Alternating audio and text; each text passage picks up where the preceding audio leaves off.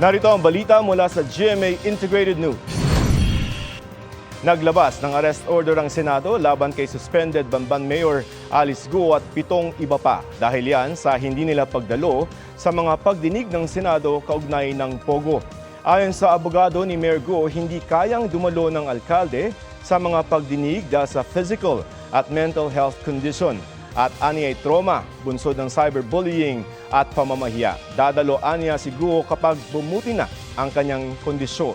Sinusubukan pa namin makuha ang panig ng iba pang inisyuhan ng arrest order. Narito ang iba pang mga balitang binabantayan ng GMA Integrated News. Habagat magpapaulan sa ilang bahagi ng bansa. Mga flight mula Maynila papuntang Zamboanga at pabalik kanselado dahil sa masamang panahon. At presyo ng produktong petrolyo posibleng mag-rollback sa susunod na linggo. Para sa mas malaking misyon at mas malawak na paglilingkod sa bayan, ako po si Joseph Morong ng GMA Integrated News, ang News Authority ng Pilipinas.